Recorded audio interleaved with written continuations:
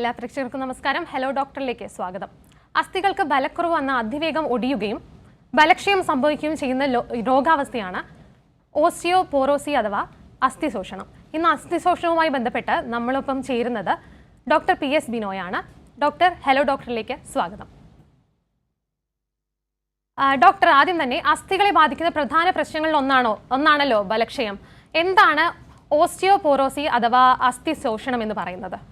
Osteoporosis, അതാണ് അതിൻ്റെ കറക്റ്റായിട്ടുള്ള വാക്ക്. അസ്ഥികൾക്ക് ഉണ്ടാകുന്ന ഒരു ബലക്ഷയം, അസ്ഥികളെന്ന് പറഞ്ഞാൽ നമുക്കതിനെ ഒരു പാലത്തിനോട് ഉപമിക്കാം, നമുക്കൊരു തൂണിനോട് ഉപമിക്കാം. ഒരു തൂൺ എങ്ങനെയാണ് നമ്മൾ കെട്ടുക? ആദ്യമേ വലിയ കമ്പിയുണ്ട്, അതിന് ചുറ്റും കമ്പി കെട്ടുന്നു, പിന്നെ കെട്ട് കമ്പി വെച്ച് കെട്ടുന്നു, അതിനകത്ത് കോൺക്രീറ്റ് ഇടുന്നു. സംഭവിക്കുന്നതിൻ്റെ കോൺക്രീറ്റ് എല്ലാം കുറേശ്ശെ അതങ്ങ് മാറുന്നു. പിന്നെ അപ്പോൾ എന്ത് പറ്റും? അസ്ഥികളിലെ ആ കമ്പികൾ തെളിഞ്ഞു വരുന്നു, പിന്നെ ഓരോ കമ്പികളായിട്ട് പൊട്ടുന്നു. അവസാനം എന്ത് പറ്റും? സ്ട്രക്ചറെ കൊളാപ്സ് ചെയ്യുന്നു, ഫ്രാക്ചർ ആകുന്നു. സിമ്പിളായിട്ട് ഓസ്റ്റിയോപോറോസിനെ ഇങ്ങനെ പറഞ്ഞ് മനസ്സിലാക്കാം. ഇത് സാധാരണ കാണുന്നത് പ്രായാധിക്യമുള്ള ആൾക്കാരിലാണ്. പക്ഷേ ഇത് ചെറുപ്പക്കാരിലും ഇപ്പോൾ അത് കണ്ടുവരുന്നുണ്ട്.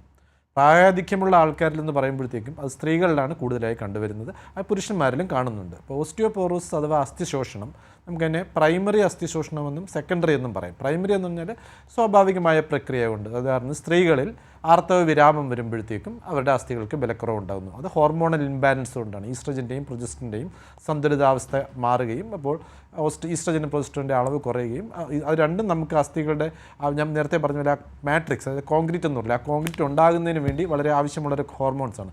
ഇതിൻ്റെ അളവ് കുറയുമ്പോഴത്തേക്കും അതിനെ വീണ്ടും ശോഷണമുണ്ട്. അതിനാണ് ടൈപ്പ് 1 ഓസ്റ്റിയോപോറോസിസ് എന്ന് പറയുന്നത്. പിന്നെ ടൈപ്പ് 2 എന്നുണ്ട്. ടൈപ്പ് 2 എന്ന് പറഞ്ഞാൽ അതായത് പ്രായമാകുന്നവർക്ക്, അത് അപ്പോൾ 60-70 വയസ്സാകുമ്പോഴത്തേക്കും വരുന്നത്. അപ്പോൾ സ്ത്രീകളെ സംബന്ധിച്ചോളം പറയുകയാണെങ്കിൽ അവർ പ്രായമാകുന്നു, അവർക്ക് ആർത്തവ വിരാമം വരുന്നത്, ഇത് രണ്ടും കൂടെ വരുമ്പോഴത്തേക്കും സ്ത്രീകളിൽ ഓസ്റ്റിയോപോറോസിസ് കൂടുതലായി കാണപ്പെടുന്നു. പുരുഷന്മാരിൽ സാധാരണ 70 വയസ്സിനും അടുപ്പിച്ചാണ് ഈ പ്രക്രിയ കാണുന്നത്. ഈ ഒരു പ്രക്രിയ വരുമ്പോഴത്തേക്കും നമ്മൾ കാണുന്ന 3 കാര്യങ്ങളാണ് നമുക്ക് കാണുന്നത്. ഒന്ന്, നമ്മുടെ ഉദാഹരണം ഒരു പ്ലാസ്റ്റിക് ആയിട്ടുള്ള ഒരു സാധനം ഉണ്ടെങ്കിൽ പ്ലാസ്റ്റിക് ഒരിക്കലും പൊട്ടത്തില്ല.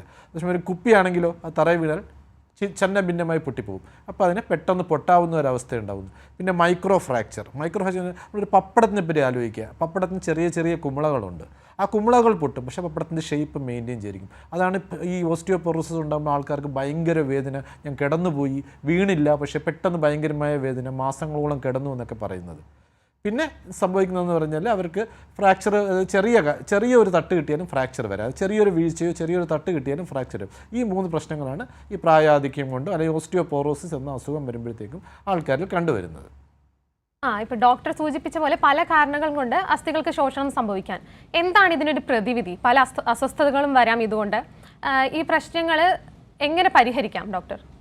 ഞാൻ പറഞ്ഞു, ഈ അസ്ഥികൾക്കുണ്ടാകുന്ന ശോഷണം എന്ന് പറഞ്ഞാൽ അതൊരു സ്വാഭാവികമായൊരു പ്രക്രിയയാണ്. അപ്പോൾ അത് നമുക്ക് പ്രിവെൻറ്റ് ചെയ്യാൻ പറ്റില്ല എന്ന് പറഞ്ഞാൽ അത് ഒരു പ്രായം കഴിഞ്ഞ് നമുക്ക് പ്രിവെൻറ്റ് ചെയ്യാൻ പറ്റത്തില്ല. പക്ഷെ നമുക്ക് ചെയ്യാൻ പറ്റുന്ന 1-2 കാര്യങ്ങളുണ്ട്. നമുക്ക് അസ്ഥികൾ ബലം ഉണ്ടാകുന്ന ഒരു പ്രായമുണ്ട്. അതായത് ഒരു കുഞ്ഞ് ജനിച്ചു കഴിഞ്ഞാൽ അപ്പോൾ അവന് ഒരു 5 വയസ്സ്, 10 വയസ്സ്, 15 വയസ്സ്, 20 വയസ്സ്, 30 വയസ്സ് വരെ, ആ 30 വയസ്സ് വരെ നമുക്ക് അസ്ഥി ഉണ്ടാകുന്നതും അസ്ഥി ക്ഷയിച്ചു പോകുന്നതുമായ പ്രക്രിയ ബോഡിയിൽ സംഭവിച്ചുകൊണ്ടിരിക്കുകയാണ്. അതൊരു ബാലൻസിൽ പൊയ്ക്കൊണ്ടിരിക്കുകയാണ്. ആ ബാലൻസിന് ഒരു വ്യത്യാസം വരുമ്പോഴത്തേക്കുമാണ് അതിനൊരു അസ്ഥികൾക്ക് ബലക്ഷയം ഉണ്ടാകുന്നത്. അപ്പോൾ അതിനകത്ത് കൃത്യമായി പറയുന്നുണ്ട്, നമുക്ക് 15, 20, 25 വയസ്സ് വരെ ആ പ്രായത്തിൽ നമ്മുടെ അസ്ഥികൾക്ക് മാക്സിമം ബലം ഉണ്ടാക്കാനുള്ള എന്തൊക്കെ ചെയ്യാൻ പറ്റുമോ അതെല്ലാം ചെയ്യാൻ പറ്റണം. അപ്പോൾ ബലം ഉണ്ടാക്കുന്നത് എങ്ങനെയാണ്? നമുക്കറിയാം, നമുക്ക് അസ്ഥികൾക്ക് ചുറ്റും എന്താ ഉള്ളത്? മസിൽസ് ഉണ്ട്, പിന്നെ വേറെ ഒരുപാട് രക്തഓട്ടം ഉണ്ടെന്ന് ഒരുപാട് സ്ഥലങ്ങളുണ്ട്. അപ്പോൾ അസ്ഥികൾക്ക് രക്തഓട്ടം ഉണ്ടാകണമെന്നുണ്ടെങ്കിൽ ആവശ്യമായിട്ടുള്ള എക്സസൈസ് വേണം.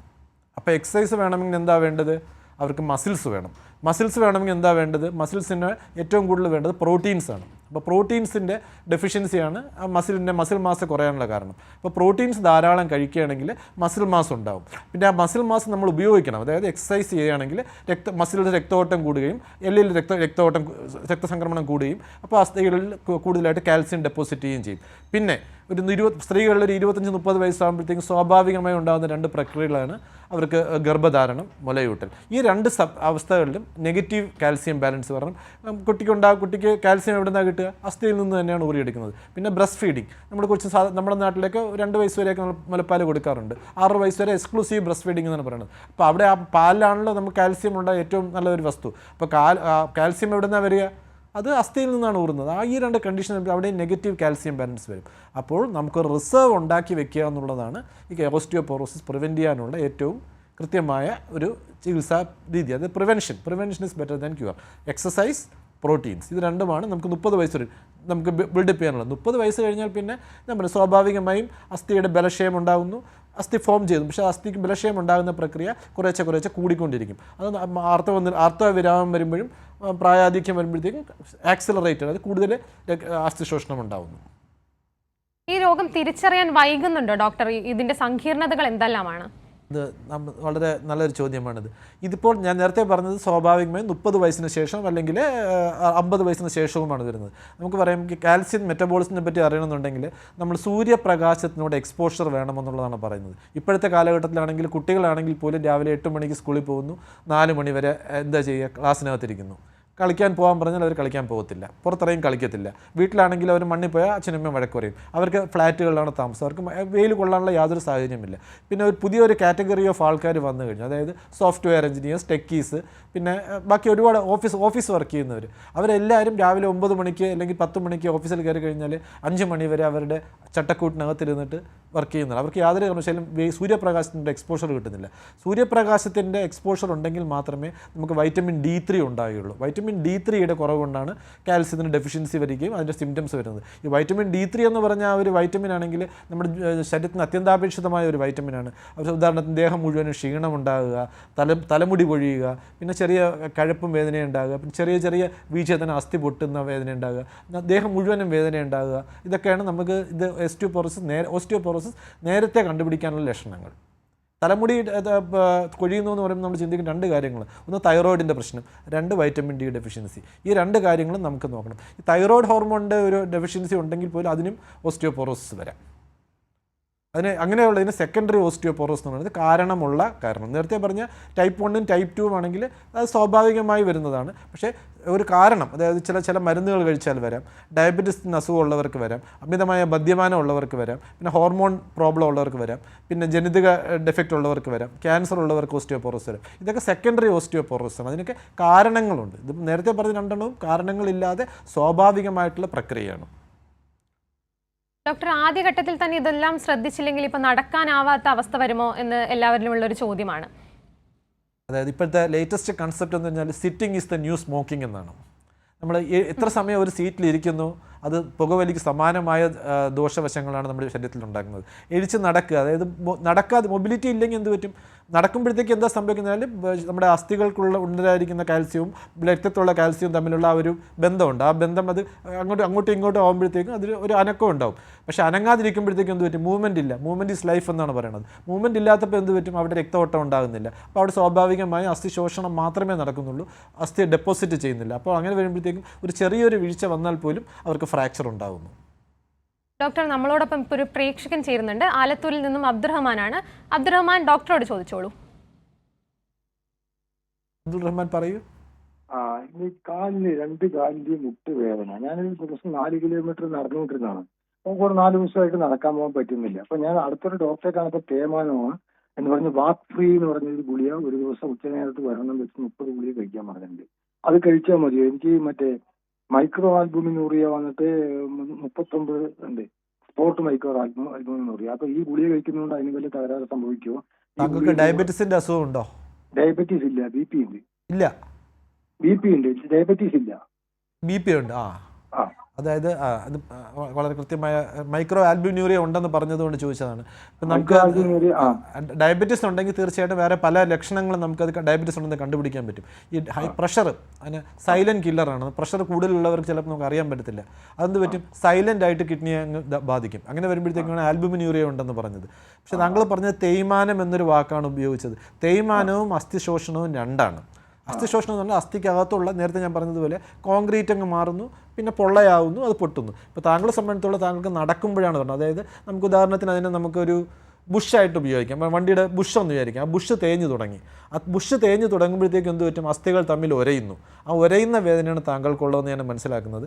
ഇത് ഈ ഗ്ലൂക്കോസമിനും ഡയാസെറിനും എന്നൊക്കെ പറഞ്ഞ മരുന്നെല്ലാം ഒരു നാട്രിസ്യൂട്ടിക്കൽ, അതായത് അസ്ഥിക്ക് ബലം അല്ല ഈ തേയ്മാനം കുറയ്ക്കാനുള്ള മരുന്നുകളായിട്ടാണ് കരുതപ്പെടുന്നത്. പക്ഷേ താങ്കളുടെ അവസ്ഥ അറിയണമെന്നുണ്ടെങ്കിൽ നിർത്തിക്കൊണ്ടുള്ള ഒരു എക്സ്റേ എടുത്ത് നോക്കിയാൽ മാത്രമേ നമുക്ക് ആ ബുഷിൻ്റെ അവസ്ഥ അറിയാൻ പറ്റില്ല. അതായത് ആ അസ്ഥികൾക്കിടയിലുള്ള ഒരു ഞാൻ ബുഷ് ഉണ്ടല്ലോ, ഷോക്ക് അബ്സോർബർ പോലത്തെ ഷോക്ക് അബ്സോർബർ തേഞ്ഞു പോയിരിക്കുകയാണ്. ആ തേഞ്ഞു പോയിരിക്കുന്നതിന് നമുക്ക് എന്തായാലും അത് മാറ്റേണ്ടി വരും. കുറച്ച് നാളത്തേക്ക് സമയം നമുക്ക് കിട്ടുമെന്നുള്ളതല്ലാതെ ഈ മരുന്ന് കഴിച്ചു കഴിഞ്ഞാൽ താൽക്കാലിക ആശ്വാസത്തിനപ്പുറം നമുക്കിതിനോട് കിട്ടുമെന്ന് തോന്നുന്നില്ല. കഴിക്കുന്നതുകൊണ്ട് ദോഷമൊന്നുമില്ല.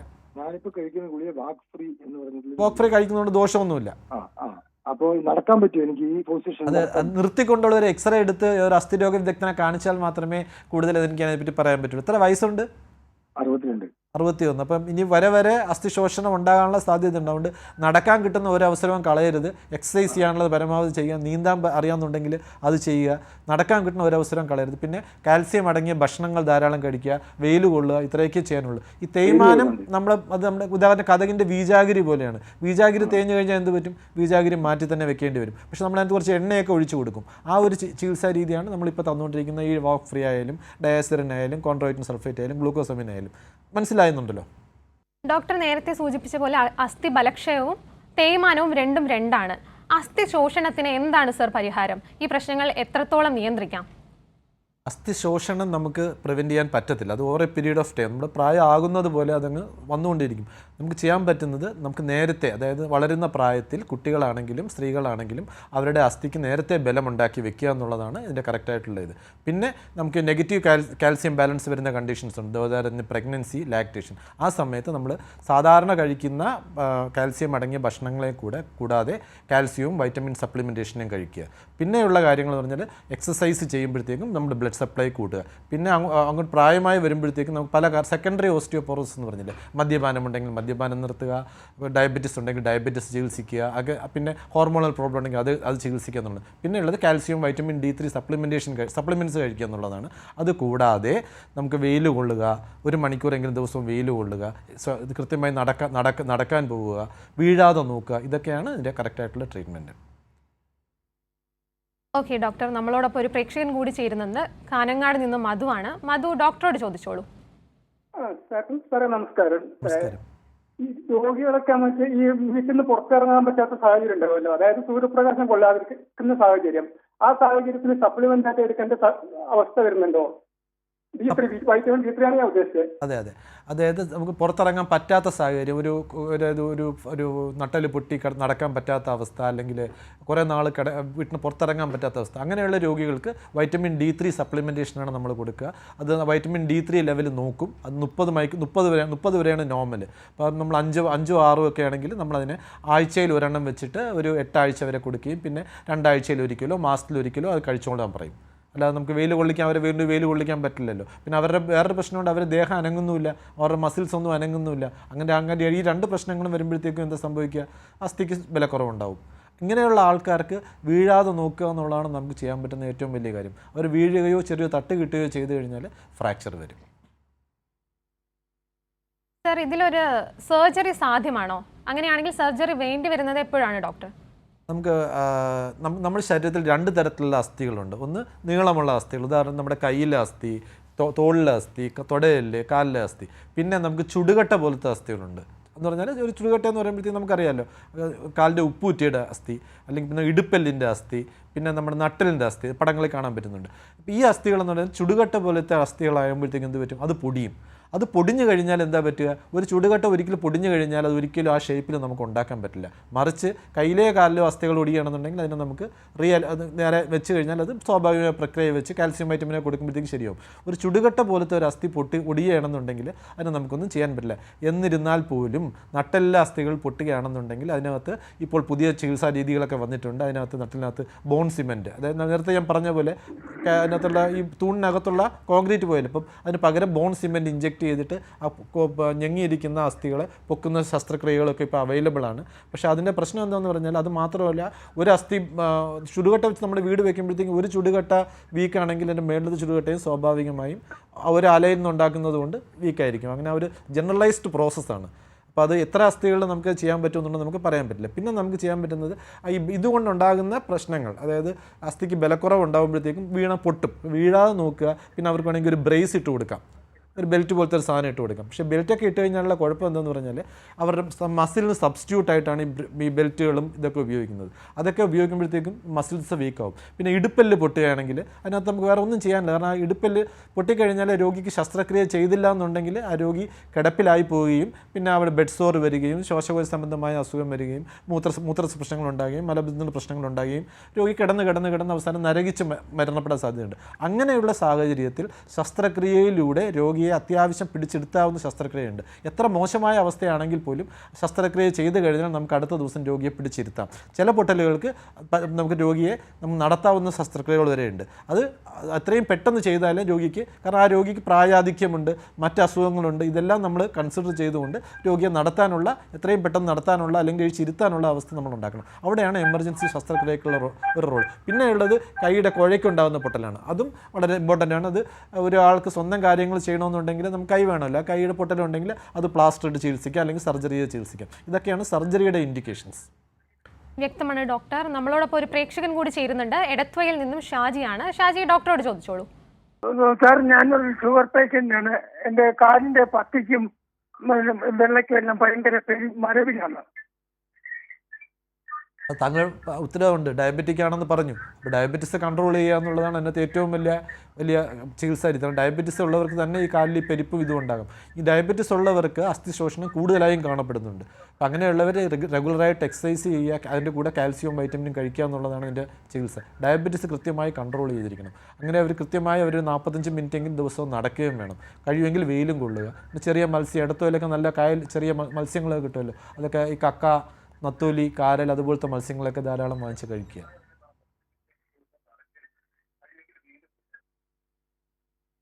കാൽസ്യവും വൈറ്റമിൻ സപ്ലിമെൻറ്റ് എന്തായാലും നമുക്ക് അടുത്തൊരു ഡോക്ടറെ കാണിച്ചാൽ അദ്ദേഹം എന്തായാലും എഴുതി തരുന്നതായിരിക്കും. ഷാജി?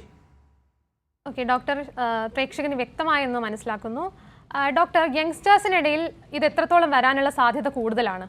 ഇപ്പം പണ്ടത്തെ കാലത്തെ കുട്ടികളല്ല ഇപ്പോഴത്തെ കുട്ടികളെല്ലാവരും നമുക്കറിയാം. ഒന്നുകിൽ നല്ല അമിതമായ വണ്ണമുള്ളവർ, അതുകൊണ്ട് ബേക്കറി ഫുഡ്സ് ധാരാളം കഴിക്കുന്നു, അല്ലെങ്കിൽ ഈ ബ്രോയിലർ ചിക്കൻ ധാരാളം കഴിക്കുന്നവരാണ്. അവർക്കൊക്കെ എന്താ സംഭവിക്കുന്നത് പറഞ്ഞാൽ അവർക്ക് എക്സസൈസ് കാണുന്നില്ല. എക്സസൈസ് ഇല്ലാത്തവർക്ക് പൊണ്ണത്തടി പോലെയാണ് കാണുന്നത്. ഈ തടി ഉണ്ടാകുന്ന കുട്ടികൾ, പെൺകുട്ടികളിൽ ഇപ്പോൾ ആർത്തവം വരുന്നത് 10 വയസ്സ്, 11 വയസ്സ്, 9 വയസ്സിൽ വരെ ആർത്തവം വരുന്നുണ്ട്. അത് ഈ നമ്മൾ കഴിക്കുന്ന ഭക്ഷണത്തിൻ്റെ ഒരു ഈസ്ട്രജൻ അടങ്ങിയ ഭക്ഷണങ്ങളും നമ്മുടെ എക്സസൈസ് ഇല്ലാത്ത അവസ്ഥയും കൊണ്ട് അവർക്ക് ഉണ്ടാകുന്നൊരവസ്ഥയാണ്. അങ്ങനെയുള്ള കുട്ടികളിൽ അസ്ഥിക്കുള്ള ബലക്ഷയം ഉണ്ടാകുകയും ചെയ്യുന്നു. അവരുടെ ആർത്തവം സംബന്ധമായ രോഗങ്ങളുണ്ടാകുകയും പോളിസിസ്റ്റിക് ഓവേറിയൻ ഡിസീസ് എന്നൊരു സംഭവമുണ്ട്. ആ ഒരു അസുഖമുള്ളവരിലും ഓസ്റ്റിയോപോറോസിസ് കൂടുതലായി കണ്ടുവരുന്നു. അപ്പം ഇപ്പോഴത്തെ കുട്ടികളുടെ 9, 10, 11 വയസ്സിൽ ആർത്തവം കണ്ടുവരുന്നു. പണ്ടൊക്കെ 14, 15, 13 വയസ്സിലായിരുന്നു ആർത്തവം. നേരത്തെ ആർത്തവം വരുന്നതും ഈ അമിതമായ വണ്ണവും നമുക്കത് ഒഴിവാക്കേണ്ടതായിട്ടുണ്ട്. അപ്പോൾ അവർ കുട്ടികൾ എക്സസൈസ് ഇല്ലാത്തതുകൊണ്ട് കളിക്കാൻ പോകാത്തതുമാണ്, വണ്ണം വയ്ക്കുന്നതുമാണ് ഈ ഒരു ഹോർമോണൽ ഇംബാലൻസിൻ്റെ കാരണമായി കാണുന്നത്. ഓക്കെ ഡോക്ടർ, വ്യക്തമാണ്. നമ്മളോടൊപ്പം ഒരു പ്രേക്ഷകൻ കൂടി ചേരുന്നുണ്ട്. പൂനെയിൽ നിന്നും ജിജിയാണ്. ജിജി, ഡോക്ടറോട് ചോദിച്ചോളൂ. ഡോക്ടറെ, ഹലോ. കേൾക്കാം, പറഞ്ഞോളൂ. ഡോക്ടറെ, ഞാൻ പൂനെയിൽ നിന്നാണ് വിളിക്കുന്നത്. എനിക്കൊരു 52 വയസ്സുണ്ട്. മുട്ടുകാലിന് വേദന. ഹലോ ഡോക്ടറെ. 52 വയസ്സ് ആർത്തവം ഉണ്ടോ? ഇല്ല. എത്ര വർഷമായിട്ട് യൂട്രസ് എടുക്കുകയോ ആർത്തവം നിൽക്കുകയോ? യൂട്രസ് എടുത്തിട്ടൊന്നുമില്ല, അതിന്റെ പ്രോബ്ലം ഒന്നുമില്ല. പ്രോബ്ലം എന്ന് പറഞ്ഞാൽ മുട്ടുകാലിന് എത്ര വർഷമായി ഇത് ആർത്തവം നിന്നിട്ട്? ആർത്തവം നിന്നിട്ട് 3-4 വർഷമായി. 3-4 വർഷമായി. ശരി. അതിന്റെ വണ്ണം ഉണ്ടോ? വണ്ണം എന്ന് പറഞ്ഞാൽ 68 kg. 8 kg. അപ്പം മനസ്സിലാക്കുന്നത് എന്താണെന്ന് വെച്ചാൽ നിങ്ങളുടെ മുട്ടുകൾക്ക് തേയ്മാനം ഉണ്ടായിട്ട് എപ്പോഴെങ്കിലും ഒരു വീഴ്ച എക്സ്റേ എടുത്തായിരുന്നു, ഒരു ഓർത്തോനെ കണ്ടായിരുന്നു പൂനെയില്. വീഴ്ച വല്ലതും സംഭവിച്ചായിരുന്നു? വീഴ്ച ഒന്നും സംഭവിച്ചായിരുന്നു ഒരു 4 വർഷം മുമ്പായിട്ട്. നമുക്ക് മുട്ടിനകത്ത് നമുക്ക് ഒരുപാട് ലിഗമെന്റ്സ് ഉണ്ട്. അതിനൊക്കെ ചെറിയ ഇഞ്ചുറീസ് എന്തെങ്കിലും ഉണ്ടായിക്കണം. അതിനകത്തും ചെറിയ ഇഞ്ചുറീസ് ഉണ്ടെങ്കിൽ ആ സമയത്ത് വലിയ പ്രശ്നങ്ങൾ കാണത്തില്ല. അത് മര്യാദയ്ക്ക് ഹീൽ ആയില്ല എന്നുണ്ടെങ്കിൽ നമുക്ക് ഭക്ഷണം കഴിക്കാൻ 5 വിരൽ വേണം, പക്ഷേ 4 വിരലുകൊണ്ട് നമുക്ക് ഭക്ഷണം കഴിക്കാം. അപ്പോൾ 5 വിരലുകൊണ്ട് കഴിക്കാൻ പറ്റാത്ത അവസ്ഥയിൽ നമ്മൾ കൊണ്ട് നടക്കുകയായിരുന്നു. അപ്പം അവിടെ ലൂബ്രിക്കേഷൻ കുറയുകയും അതുകൊണ്ടാവുന്ന ബുദ്ധിമുട്ടാണ് ഉണ്ടായിട്ടുള്ളത്. അപ്പോൾ അതിനോട് തന്നെ ലൂബ്രിക്കേഷൻ കുറവാണെന്നുണ്ടെങ്കിൽ നമുക്ക് അവിടെ മുട്ടിനകത്തൊരു ഇഞ്ചക്ഷൻ എടുക്കുന്ന ചികിത്സയൊക്കെ ഉണ്ട്. എടുത്തു ഡോക്ടറെ, ഞാൻ മുട്ടിനൊരു ഇഞ്ചക്ഷൻ എടുത്തായിരുന്നു. അതെ. പിന്നെ മുട്ടിന് ചികിത്സ നടന്നുകൊണ്ടിരിക്കുകയാണ്. പക്ഷേ ഇത് മരുന്ന് വേദനയുടെ ഒക്കെ കഴിച്ചു. പക്ഷെ കുറയുന്നില്ല. എക്സ്റേയിലൊന്നും കുഴപ്പം കാണിക്കുന്നില്ല. അപ്പൊ പിന്നെ ഒരു മുട്ടിലൊരു ശകലേ നിർത്തിക്കൊണ്ടുള്ള എക്സ്റേ ആണോ വളവ് എടുത്തത്? നിർത്തിക്കൊണ്ടല്ല, കിടത്തിക്കൊണ്ട്. നിർത്തിക്കൊണ്ട് എടുത്താൽ മാത്രമേ നമുക്ക് മുട്ടിന്റെ എക്സ്റേ എപ്പോൾ എടുത്തിരുന്നാലും നിർത്തിക്കൊണ്ട് മാത്രമേ എടുക്കാൻ പാടുള്ളൂ. കാരണം അപ്പോഴാണ് നമുക്ക് വെയിറ്റ് ലോഡ് ചെയ്യുന്നത്. കിടക്കുമ്പോഴത്തേക്ക് നമ്മൾ മുട്ട് ലോഡ് ചെയ്യുന്നില്ലല്ലോ. അപ്പം ആ സ്പേസ് നമുക്ക് ഒന്ന് അറിയാൻ പറ്റും. നിൽക്കുമ്പോഴത്തേക്ക് എന്താണോ അതിൽ ചേഞ്ച് ഉള്ളത് അത് നോക്കുമ്പോഴേ നമുക്ക് അറിയാൻ പറ്റുള്ളൂ. നിർത്തിക്കൊണ്ടുള്ള ഒരു എക്സ്റേ എടുത്തിട്ട് ഒരു അസ്ഥിരോഗ വിദഗ്ധനെ കാണിച്ചു കഴിഞ്ഞാൽ അദ്ദേഹം വേണ്ട ചികിത്സ പറഞ്ഞു തരും. എക്സ്റേ കാണാതെ നമുക്കിപ്പം കൂടുതലായിട്ട് നിങ്ങളുടെ അടുത്ത് പറയാൻ പറ്റില്ല. കാരണം ഇപ്പം ഇവിടെയും നിങ്ങൾ മനസ്സിൽ ടീച്ചർ എന്നല്ലേ പറഞ്ഞേ? അല്ല പൂനെയില് ബിസിനസ് ആണ്. പൂനെയില് ബിസിനസ് ആണ്. ബിസിനസ്. അത് നടക്കാൻ കിട്ടുന്ന ഒരു അവസരവും കളയാതിരിക്കുക. വെയിൽ കൊള്ളുക, കാൽസ്യം ടാബ്ലറ്റ് ഇത് പറഞ്ഞില്ലേ, നമ്മളിപ്പോ നടന്നു കഴിഞ്ഞാൽ കൂടുതൽ പ്രശ്നം ഉണ്ടാവോ? നടന്നില്ലെങ്കിൽ എന്താ സംഭവിക്കുക? നമ്മള് വീട്ടിന് പുറത്തു പോകുന്ന ഒരാള് വീട്ടിനകത്താവും, അല്ലെങ്കിൽ പുറത്ത് പോകുന്ന ആള് വീട്ടിന് മുറ്റത്താവും, മുറ്റത്തുള്ള ആള് വീട്ടിനകത്താവും, വീട്ടിനകത്തുള്ള ആള് ബെഡിലാവും, ബെഡിൽ പിന്നെ കിടപ്പിലായി പോകും. ഇന്ന് 10 സ്റ്റെപ്പ് എടുക്കുന്ന നാളെ 12 സ്റ്റെപ്പ് എടുക്കണം. മുന്നോട്ട് പോയില്ല എന്നുണ്ടെങ്കിൽ നമുക്കത് ബുദ്ധിമുട്ടാവും. നടക്കാൻ കിട്ടുന്ന ഒരവസരം കളയരുത് ഇനി. പക്ഷെ വീഴാതെ നോക്കണം. ഞാനതല്ല പറയണ ഡോക്ടറെ, നമ്മളിപ്പോ നടന്നു കഴിഞ്ഞാലുണ്ടല്ലോ അത് കൂടുതലാവാൻ ചാൻസ് ഉണ്ടോ? ഇല്ലല്ലോ അല്ലേ? കൂടുതലായില്ലെങ്കിലും നമുക്ക് മറുവശമാണ് ചിന്തിക്കേണ്ടത്. നടന്നില്ലെങ്കിൽ ഉണ്ടാകുന്ന ഭവിഷ്യത്തിനെ പറ്റിയാണ് ആലോചിക്കേണ്ടത്. ഞാൻ ഒത്തിരി നടക്കുമായിരുന്നു, 3 കിലോമീറ്റർ ഒക്കെ ഡെയിലി നടക്കണം. അതെല്ലേ, ഇപ്പൊ കുറെ നാളായിട്ട്. പിന്നെ നമുക്ക് അങ്ങനെ ഒരുപാട് വേദനയാണെന്നുണ്ടെങ്കിൽ നമ്മൾ എന്താ ചെയ്യുക? നമ്മൾ 2 കാലിലല്ലേ നമ്മൾ നടക്കുന്നത്. അപ്പൊ നമ്മൾ 2 കാലിന് പകരം 3 കാലിൽ നടക്കുക. അങ്ങനെ ഒരു സ്റ്റിക്ക് വെച്ച് നടക്കും. അത് മനസ്സിലായില്ല. അപ്പം നമ്മൾ 2 കാലിൽ നടക്കുന്നതിന് പകരം ഒരു സ്റ്റിക്ക് കൂടെ വെച്ച് നടക്കുമ്പോഴത്തേക്കും നമ്മൾ 3 കാലിൽ നടക്കും. അപ്പോൾ ഓഫ് ലോഡ് ചെയ്യണമെന്ന് പറയും. അപ്പോൾ ആ കാലിൽ കൂടുതൽ വെയിറ്റ് കൊടുക്കുന്നില്ല. അപ്പോൾ ബുദ്ധിമുട്ടായിരിക്കും. 52 വയസ്സിൽ സ്റ്റിക്ക് വെച്ച് നടക്കുന്ന ബുദ്ധിമുട്ടായിരിക്കും. എന്നിരുന്നാലും കുറച്ച് എക്സസൈസ് ഒക്കെ ഉണ്ട്. മുട്ടിന് സ്പെസിഫിക് ആയിട്ടുള്ള കുറച്ച് എക്സസൈസ് ഉണ്ട്. അത് അസ്ഥി ഡോക്ടറെ കണ്ടാൽ തീർച്ചയായിട്ടും പറഞ്ഞു തരും. രക്തോട്ടം കൂടാനുള്ള എക്സസൈസ് ഒക്കെ ഉണ്ട്, അതൊക്കെ പറഞ്ഞു തരും. ശരി ഡോക്ടർ, പ്രേക്ഷകർക്ക് വ്യക്തമായെന്ന് കരുതുന്നു. ഡോക്ടർ, ഏതെങ്കിലും തരത്തിൽ ബലക്ഷയത്തിന് ചികിത്സയിൽ ഏർപ്പെട്ടിട്ടെങ്കിൽ ചികിത്സയ്ക്ക് ശേഷം എന്തെല്ലാം കാര്യങ്ങൾ ശ്രദ്ധിക്കണം? എന്തെല്ലാം ഭക്ഷണക്രമത്തിൽ എന്തെല്ലാം കാര്യങ്ങൾ ശ്രദ്ധിക്കണം ഡോക്ടർ? കാൽസ്യം അടങ്ങിയ ഭക്ഷണങ്ങൾ ധാരാളം കഴിക്കണം. അതാണ് ഏറ്റവും വലിയ കാര്യം. അതായത് കാൽസ്യം അടങ്ങിയ ഭക്ഷണം എന്ന് പറയുമ്പോൾ ചെറിയ മത്സ്യം, നെത്തോലി, പാല്, പിന്നെ ക്യാബേജ്, അതൊക്കെ ധാരാളം കഴിക്കുക. കാൽസ്യം അടങ്ങിയ ഭക്ഷണം. പിന്നെ ആടിൻ്റെ ലിവർ, പ്രോട്ടീൻസ് കഴിക്കുക, അതൊക്കെ ധാരാളം കഴിക്കുക. ഇതിനകത്ത് ഏറ്റവും ഇമ്പോർട്ടൻ്റ് ആയിട്ടുള്ളത് പ്രായമായ ആൾക്കാരാണ് ഇതിനകത്ത് സഫർ ചെയ്യുന്നത്. അപ്പോൾ അവർ വീഴാതെ നോക്കാൻ നമുക്ക് എന്തൊക്കെ ചെയ്യാൻ പറ്റുമോ അതെല്ലാം ചെയ്യണം. ഉദാഹരണത്തിന് നമുക്കിപ്പം ഈ മരുന്ന് കൊടുക്കുന്നതിനേക്കാളും അവരുടെ ആ വീട്ടിലെ ആ തറയിലെ ഫ്ലോറും നമുക്കറിയാം, നമ്മുടെ ഇപ്പോൾ എല്ലാ വീടുകളും ഗ്രാനൈറ്റ് ഇട്ടതാണ്, മാർബിൾ ഇട്ടതാണ്, ടൈൽ ഇട്ടതാണ്. അവിടെയൊക്കെ അവർ ചറുക്കി വീഴാനുള്ള സാധ്യതയുണ്ട്. അപ്പോൾ ഒരു അവരുടെ ബാത്റൂമിനകത്ത് മറ്റേ ആൻറ്റി സ്കിഡ് ടൈൽസ് ഇടുക, അല്ലെങ്കിൽ പിടിക്കാനുള്ള കമ്പി കെട്ടുക, പിന്നെ നല്ല ലൈറ്റിംഗ് ഉള്ള റൂമാക്കുക, വീട്ടിനകത്ത് നിറച്ച് ഫർണിച്ചർ ഇടുക. അത് വീണാലും നമുക്ക് ആ വീഴ്ച നമുക്ക് ബ്രേക്ക് ചെയ്യാൻ പറ്റും. പിന്നെ ഫ്ലോറിങ് ആ ഹാർഡ് ഫ്ലോറിങ്ങിന് പകരം നമുക്ക് കയറിൻ്റെ ഫ്ലോറിങ് എന്തെങ്കിലും ഇട്ട് കഴിഞ്ഞാൽ ആ വീഴ്ചയുടെ ഇമ്പാക്റ്റ് കുറയ്ക്കാൻ പറ്റും. അത് സാധാരണ ഒരാൾക്ക് ഒരു വീഴ്ചയിൽ ഉണ്ടാകുന്ന പൊട്ടലിനേക്കാളും ഈ ഓസ്റ്റിയോപോറോസിലുള്ള ആൾക്കാർക്ക് ചെറിയ വീഴ്ച വന്നാൽ പോലും അസ്ഥി പൊട്ടാനുള്ള സാധ്യതയുണ്ട്. അപ്പോൾ വീഴ്ച പ്രിവെൻറ്റ് ചെയ്യുക എന്നുള്ളതാണ് അവരെ സംബന്ധിച്ചിടത്തോളം ഏറ്റവും ഇമ്പോർട്ടൻറ്റ്. അതിൻ്റെ മറുവശം അവർ കിടന്നു പോയാൽ എന്ത് പറ്റും? മറ്റു പ്രശ്നങ്ങളുണ്ടാകും. അവർ നടക്കുകയും വേണം, പക്ഷേ വീഴാനും പാടില്ല. അതാണ് നമ്മുടെ ലക്ഷ്യം. വ്യക്തമാണ് ഡോക്ടർ. ഈ പ്രിവെൻഷൻ എന്ന് പറഞ്ഞതുകൊണ്ട് ചോദിക്കുകയാണ്, ഈ രോഗം എങ്ങനെ തടയാനുള്ള വല്ല വഴികളുമുണ്ടോ മുൻകൂട്ടി നമ്മൾ ശ്രദ്ധിച്ച്? ഞാൻ നേരത്തെ കൃത്യമായി പറഞ്ഞു, നമുക്ക് ഒരു 30 വയസ്സ് വരെ ബോൺ ഫോർമേഷനും ബോൺ ഡിസ്ട്രക്ഷനും ഒരു ബാലൻസിലാണ് പോകുന്നത്. 30 വയസ്സ് കഴിഞ്ഞാൽ ബോൺ ഡിസ്ട്രക്ഷൻ കുറച്ച് തുടങ്ങും, മറ്റൊരു ബാലൻസ് തെറ്റും. അതിന് മുമ്പ് ഈ നമുക്ക് റിസർവ് ഉണ്ടാക്കി വെക്കുക. ബോൺ സ്ട്രോങ്, നല്ല ഒരു പാലം നല്ല സ്ട്രോങ് ആയിട്ട് കെട്ടിക്കഴിഞ്ഞാൽ അത് പയ്യെ എത്രയായാലും കുറേ നാൾ കഴിയുമ്പോൾ പാലം കൊളാപ്സ് ചെയ്യും, കുറേ വർഷങ്ങൾ കഴിയുമ്പോഴത്തേക്കും. അപ്പോൾ എത്ര സ്ട്രോങ് ആയിട്ട് നമ്മൾ പാലം പണിയുന്നു അല്ലെങ്കിൽ അടിസ്ഥാനം ഇടുന്നു അതനുസരിച്ചാണ് നമ്മുടെ ഈ ഓസ്റ്റിയോപോറോസിനെ നമുക്കറിയാൻ പറ്റും. പിന്നെ ഏറ്റവും വലിയ കാര്യം എക്സസൈസ് ചെയ്യുക, പ്രോട്ടീൻസ് കഴിക്കുക എന്നുള്ളത്. അത് ചെറുപ്രായത്തിൽ. ഇപ്പോഴത്തെ കുട്ടികളാണെങ്കിൽ ബ്രേക്ക്ഫാസ്റ്റ് പലരും കഴിക്കാറില്ല. രാത്രി 2 മണി 3 മണി വരെയാണ് കഴിക്കുന്നത്, രാത്രി ഉറങ്ങുന്നത്. അവരിന്ന് രാത്രി മുഴുവനും മറ്റ് ജങ്ക് ഫുഡൊക്കെയാണ് കഴിക്കുന്നത്. ഇങ്ങനെ എല്ലാം വരുമ്പോഴത്തേക്കും അവരുടെ ബോഡിയുടെ സന്തുലിതാവസ്ഥ നഷ്ടപ്പെടുകയും അസ്ഥിക്കും ബാക്കി മറ്റെല്ലാ സിസ്റ്റവും അസന്തുലിതാവസ്ഥ വരികയാണ്. അപ്പം നേരത്തെ നല്ല ഹെൽത്തി ഹാബിറ്റ്സ്, ഈറ്റിംഗ് ഹാബിറ്റ്സ് ഉണ്ടാക്കുക, എക്സസൈസ് ചെയ്യുക, നടക്കാൻ പോയി, ഇതെല്ലാം ചെയ്തിട്ട് ബോഡിക്ക് റിസർവ് ഉണ്ടാക്കി വെക്കുക എന്നുള്ളതാണ് ഇതിൻ്റെ ഏറ്റവും പരമമായ ട്രീറ്റ്മെൻറ്റ്. പിന്നെ അസുഖം വന്നു കഴിഞ്ഞാൽ നമുക്ക് ആ സമയത്ത് ട്രീറ്റ് ചെയ്യുക. കാൽസ്യം, വൈറ്റമിൻ ഡി സപ്ലിമെൻറ്റേഷൻ കൊടുക്കുക, അസ്ഥി പൊട്ടിയാൽ അതിന് സർജറി ചെയ്യുക, അല്ലെങ്കിൽ ബ്രേസ് ഇട്ട് കൊടുക്കുക, അതൊക്കെ നമുക്ക് ചെയ്യാൻ പറ്റുള്ളൂ. ഓക്കെ, വ്യക്തമാണ് ഡോക്ടർ. ഹലോ ഡോക്ടറിൻ്റെ ഇന്നത്തെ സമയം ഇവിടെ അവസാനിക്കുകയാണ്. നമ്മോടൊപ്പം ഇന്ന് ചേർന്നത് തിരുവനന്തപുരം ഗവൺമെൻറ് മെഡിക്കൽ കോളേജിലെ ഓർത്തോപീഡിക്സ് വിഭാഗം അസോസിയേറ്റ് പ്രൊഫസർ ഡോക്ടർ എസ് ബിനോയാണ്. ഡോക്ടർ, നന്ദി, നമസ്കാരം.